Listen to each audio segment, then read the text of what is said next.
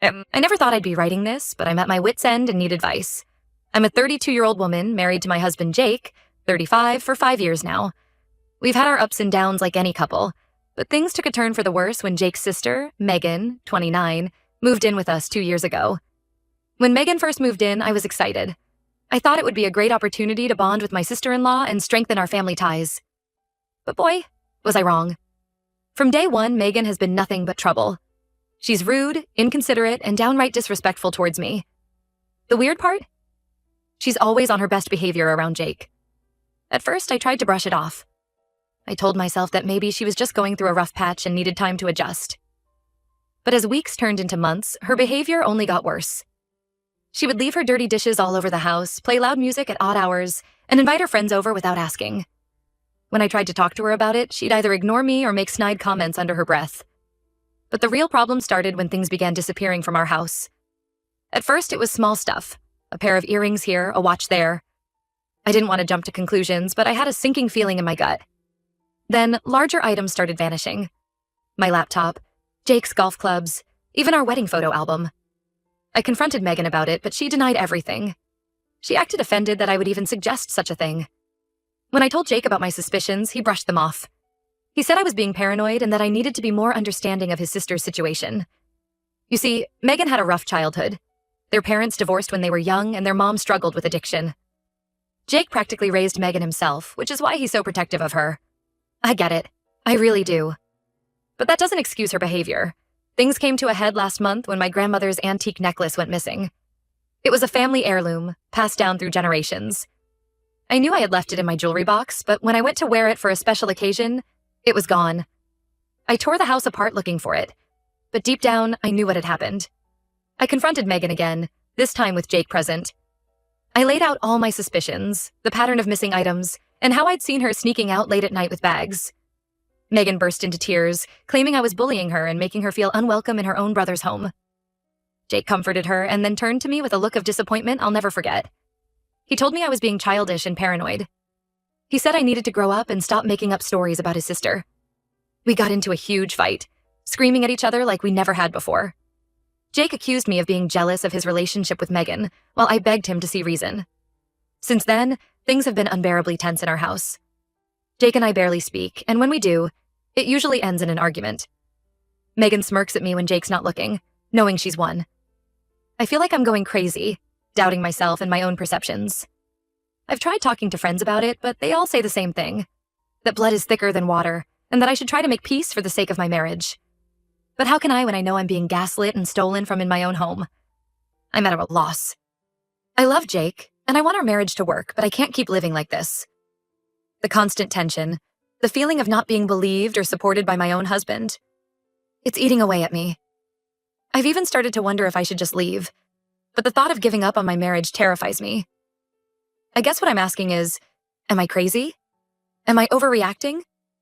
Should I just suck it up and try to make peace with Megan for Jake's sake? Or should I stand my ground and risk losing my marriage? I never thought I'd be in this position, torn between my love for my husband and my own sanity and self-respect. Any advice would be appreciated. I feel so alone and don't know where to turn. Thanks for reading this far, if you have. I just needed to get this off my chest. Certainly, I'll now write the first update as requested. Update 1. It's been a month since my last post, and I wish I could say things have gotten better, but they've only gotten worse. I want to thank everyone who commented on my original post. Your support and advice meant more to me than I can express. However, the situation has taken a turn I never could have imagined. About 3 weeks ago, Megan started dating a guy named Alex. At first, I was relieved, thinking that having a boyfriend might keep her out of the house more. But as it turns out, Alex is just as bad as Megan, if not worse. Alex is the kind of guy who tries too hard to be likable. He's always cracking jokes, offering to help around the house, and acting like the perfect gentleman when Jake is around. But when Jake's not there, it's a different story. At first, it was just small things. He'd make comments about my appearance that made me uncomfortable, like telling me I should wear tighter clothes or asking if I worked out. I tried to brush it off, not wanting to cause more drama, but then his comments became more explicit and vulgar. One day when Jake and Megan were out, Alex came over unexpectedly. He said he was looking for Megan, but the way he leered at me made my skin crawl. He made a crude joke about my body and then asked if Jake satisfied me. I told him to leave, but he just laughed it off. I wanted to tell Jake about Alex's behavior, but I knew he wouldn't believe me. He'd probably accuse me of trying to sabotage his sister's relationship out of jealousy or spite. So I kept quiet and tried to avoid being alone with Alex. But last week, things escalated in a way I never could have predicted. Jake was at work, and Megan had gone out shopping. I was home alone doing some laundry when I heard the front door open. I assumed it was Megan returning early, so I didn't think much of it. Suddenly, I felt someone grab me from behind. I spun around to find Alex, his eyes wild and his breath reeking of alcohol. He tried to kiss me, mumbling something about how he'd always wanted me. I screamed and pushed him away, but he grabbed me again, his hands rough and firm. I managed to break free and ran for the door, yelling at him to get out. He stumbled after me, but in his drunken state, he tripped and fell. I seized the opportunity to lock myself in the bathroom and call Jake, sobbing and begging him to come home. Jake rushed home, and by the time he arrived, Alex was gone. I was a mess, shaking, crying, my clothes torn. I told Jake everything, about Alex's previous comments, about how he'd grabbed me, about how scared I was. For a moment, I thought Jake finally believed me. He held me and told me it would be okay. But then Megan came home and everything changed. Megan burst into tears when she saw the state I was in. But instead of being concerned for me, she launched into a story about how she'd come home earlier to find me trying to seduce Alex. She claimed that when Alex rejected me, I'd thrown myself on the ground and torn my own clothes to make it look like he'd attacked me. I was stunned. I couldn't believe what I was hearing. I turned to Jake, certain that he'd see through his sister's lies. But the look on his face told me everything I needed to know. He believed her. Jake told me he needed some time alone to process everything. He said he couldn't live with someone who would try to seduce his sister's boyfriend and then lie about it. The pain and betrayal in his voice cut me to the core. I realized then that this was it.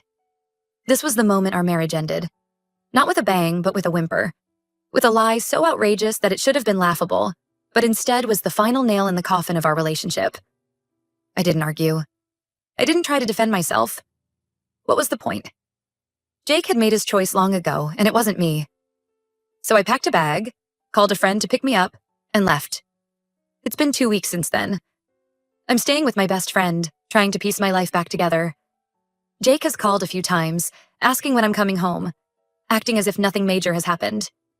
Each time I tell him I need more time. The truth is, I don't think I'm going back. The realization that my husband would believe such a ridiculous lie over my truth has shattered any remaining illusions I had about our marriage. I deserve better than this. I deserve to be believed, to be supported, to be loved unconditionally. I'm meeting with a divorce lawyer next week to discuss my options. It's not the ending I wanted for my marriage, but I'm starting to realize it might be the beginning I need for the rest of my life. Thank you all again for your support. I'll update again when I have more news. Certainly. I'll now write the second update as requested. Update 2. It's been 2 months since my last update, and 5 months since I left my husband Jake. A lot has happened, and I wanted to share it with you all, as your support has been invaluable during this difficult time. These past months have been a roller coaster of emotions. There were days when I could barely get out of bed, overwhelmed by the loss of my marriage and the betrayal I'd experienced. Other days, I felt a sense of freedom and hope for the future. My friends and family have been my rock, offering support, love, and occasionally a much-needed reality check. I moved out of my friend's place and into a small apartment of my own. It's not much, but it's mine. And for the first time in a long time, I feel safe in my own space. I've been seeing a therapist to work through the trauma of what happened with Alex and the years of gaslighting from Jake and Megan. It's been hard, but I'm slowly starting to rebuild my self-esteem and trust in my own perceptions. Jake and I hadn't spoken much since I left. He called a few times in the beginning, always with the same question. When was I coming home? I always gave the same answer. I needed more time. Eventually, the call stopped, and I thought that was the end of it. But last week, out of the blue, I got a call from Jake. His voice sounded different, defeated, almost broken. He told me he needed to talk to me in person. Against my better judgment, I agreed to meet him at a local coffee shop. When I saw Jake, I hardly recognized him. He looked like he'd aged years in just a few months. His eyes were bloodshot, and he couldn't seem to look me in the face. We sat down, and for a long moment, neither of us spoke. Finally, Jake broke the silence. He told me that Megan and Alex had disappeared. They'd cleaned out Jake's bank account, stolen a bunch of valuable items from the house, including some family heirlooms, and vanished without a trace. As Jake spoke, I felt a strange mix of emotions wash over me. Part of me felt vindicated. Finally, Jake was seeing the truth about his sister that I'd known all along. But another part of me felt deeply sad for him. Despite everything, I knew how much he loved Megan, and how betrayed he must feel. Jake went on to tell me that after Megan and Alex disappeared, he started looking back at everything that had happened. He realized that all the things I'd accused Megan of stealing over the years, they were all gone too. He'd found pawnshop receipts in Megan's room dating back months. With tears in his eyes, Jake looked at me and said the words I'd been longing to hear for years. "You were right. About everything. I'm so sorry I didn't believe you." In that moment, I felt a weight lift off my shoulders. All the times I'd doubted myself, all the nights I'd lain awake wondering if I was crazy, it all melted away. I was right. I'd always been right. Jake asked if there was any chance we could work things out. He said he'd been a fool, that he'd taken me for granted, and that he wanted to make things right. For a split second, I considered it. But then I remembered all the pain, all the arguments, all the times he'd chosen Megan over me. I took a deep breath and told Jake that while I appreciated his apology, it was too late. The trust between us was broken beyond repair. I told him that I'd already filed for divorce, and that I thought it was best if we went our separate ways.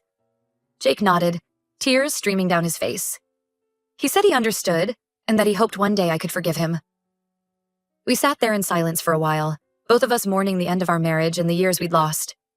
As I walked away from that coffee shop, I felt a mix of sadness and relief. Sad for the love we'd lost, for the years wasted, for the pain we'd both endured. But relief that I was finally free, that I could finally move forward without doubt or guilt weighing me down. These past few months have been the hardest of my life, but they've also been transformative. I've learned to trust myself, to stand up for what I know is right, and to demand the respect and love I deserve. I don't know what the future holds, but for the first time in a long time, I'm excited to find out. To everyone who's been following my story and offering support, thank you. Your words of encouragement and advice have meant more to me than you could ever know. If there's one thing I've learned from this experience, it's the importance of trusting your instincts and surrounding yourself with people who believe in you. I don't know if I'll post again. I feel like this chapter of my life is finally closing, but I wanted to share this final update with you all. Here's to new beginnings and brighter tomorrows.